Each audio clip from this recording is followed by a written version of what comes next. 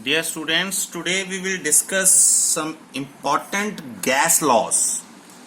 Gas laws are the relationship between the properties of gases like pressure, volume and temperature.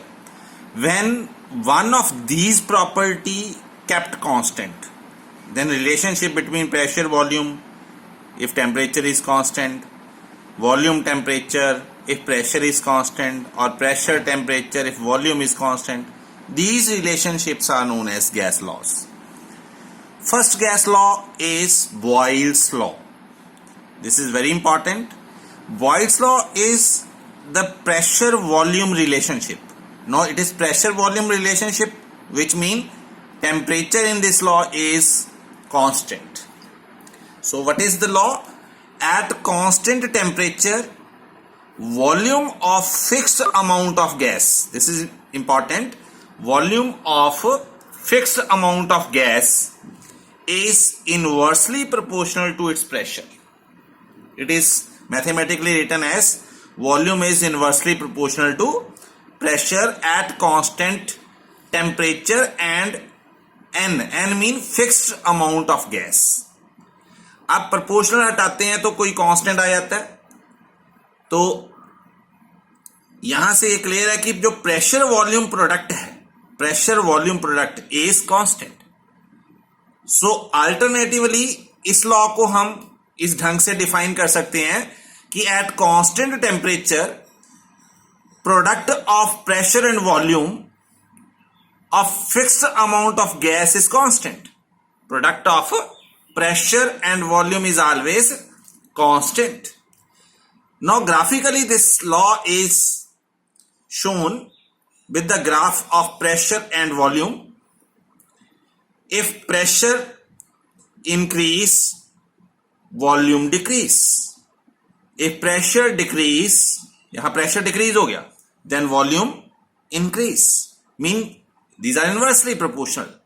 और directly करें अगर pressure volume और 1/, pressure में graph ले या 1/, वॉल्यूम में ग्राफ ले तो ये डायरेक्ट आ जाएगा अलग अलग टेम्परेचर पर.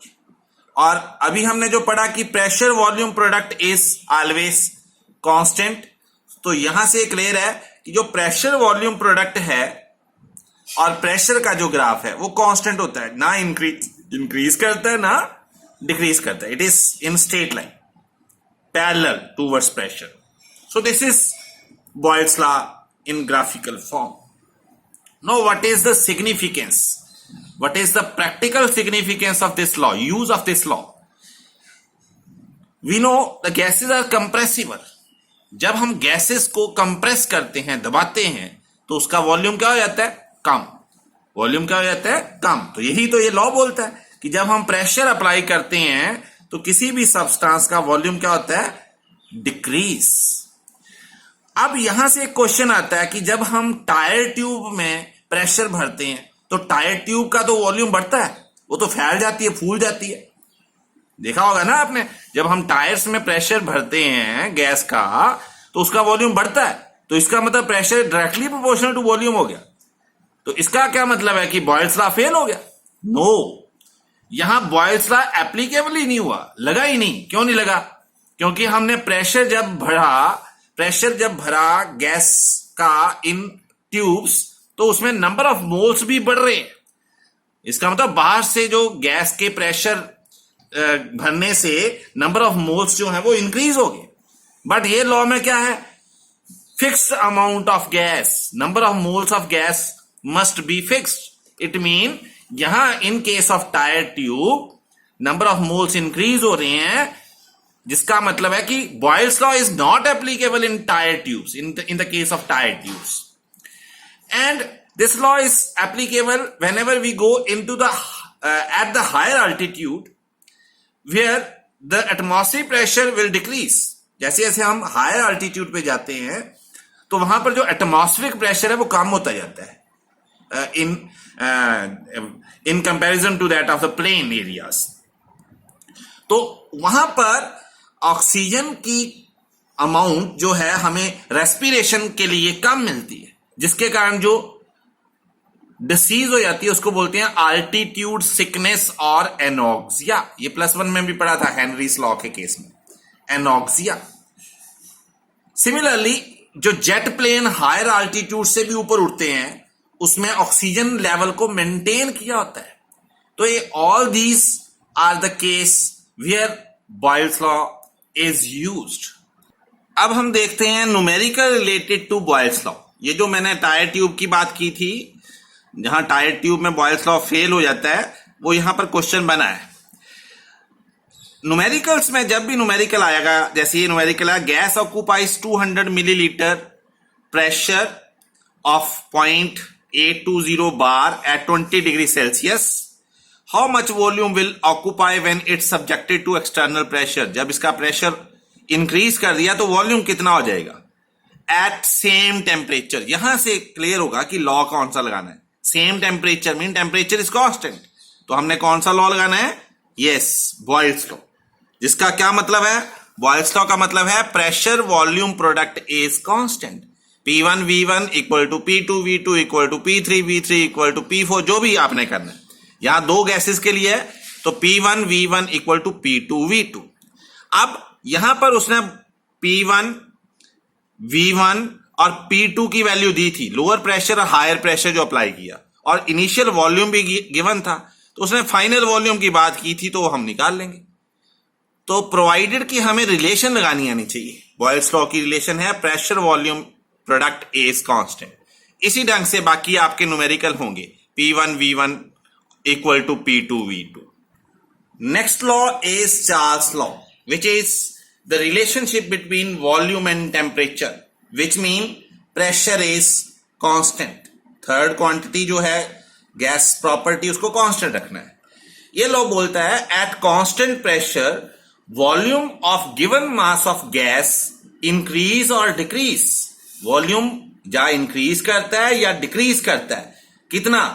बाय 1/273 टाइम, 1/273 टाइम इंक्रीज किया या डिक्रीज किया of its volume at 0 degree Celsius for each 1 degree rise और fall in temperature.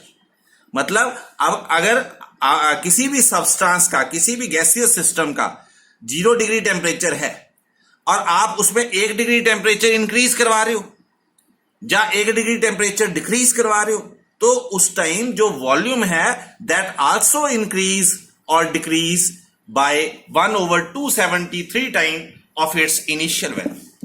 1/273 time volume भी इनिशियल वॉल्यूम का इंक्रीज कर जाएगा या डिक्रीज कर जाएगा जब आप 1 डिग्री टेम्परेचर को इंक्रीज या डिक्रीज करवाते हो। टेम्परेचर बढ़ने से वॉल्यूम भी बढ़ेगा, सिंपल।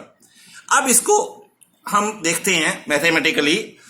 अगर V0 इनिशियल वॉल्यूम है और VT is the final volume after time t, जब हमने इंक्रीज किया, तो 1 डिग्री टेम्परेचर के लिए जो वॉल्यूम इंक्रीज होगा वो क्या होगा? इनिशियल वॉल्यूम V0 का 1/273। ये बोल रहा है ना, इनिशियल वॉल्यूम का 1/273 टाइम बढ़ गया। अब जब t डिग्री, t मतलब 2 3 4 5 जितने मर्जी डिग्री टेम्परेचर बढ़ाया तो t डिग्री से मल्टीप्लाई कर दिया। अब फाइनल वॉल्यूम क्या हो जाएगा? फाइनल वॉल्यूम हो जाएगा जितना इनिशियल था प्लस कितना इंक्रीज किया? V0 का T/273 टाइम इंक्रीज किया, तो ये आ गया आपका फाइनल वॉल्यूम, इनिशियल प्लस जो इंक्रीज किया। तो यहां से V0 कॉमन ले लेते हैं। ओके, अब अगर हम ये T डिग्री राइज टेम्परेचर जो है ये -273 कर दे, जो कि 0 केल्विन के बराबर होता है, तो क्या होगा? -273 करने से कट के 1 इक्वल टू 0 हो जाएगा। तो इस टाइम टोटल वॉल्यूम क्या आ जाएगा? 0 वेन एवर टेम्परेचर इज -273।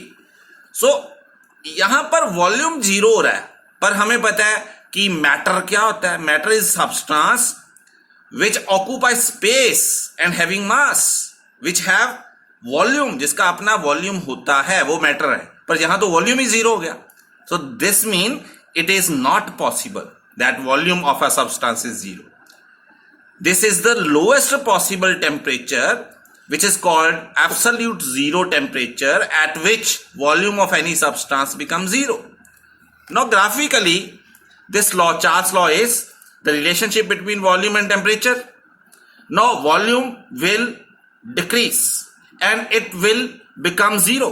ये वॉल्यूम है और ये जीरो हो जाता है वॉल्यूम कब? When temperature decrease at 0 Kelvin, which mean -273 degree Celsius. ठीक है, ये लोएस्ट पॉसिबल टेम्परेचर है यहां पर वॉल्यूम 0 केल्विन हो रहा है. अब इस लॉ को अल्टरनेटिवली देखें. हमने पढ़ा Vt equal to V nought 273 plus T by 273. तो ये क्या है? टोटल टेम्परेचर जो इंक्रीज किया ओवर 273 इज इनिशियल टेम्परेचर. तो इसको हम लिख सकते हैं Vt over T equal to V nought over T not.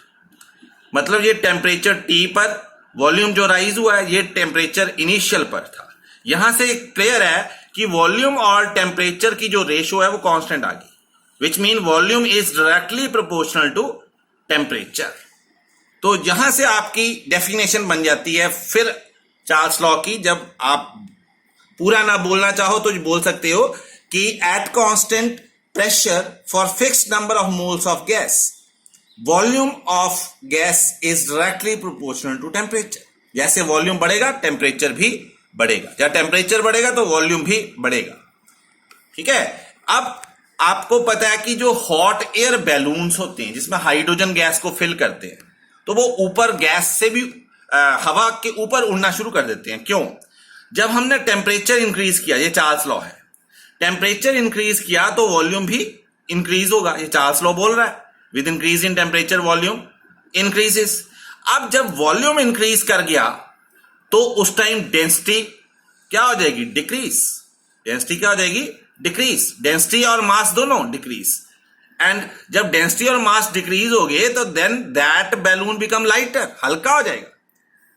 That balloon become lighter, और हल्का है देन एयर, तो फिर क्या करेगा? That will float over air.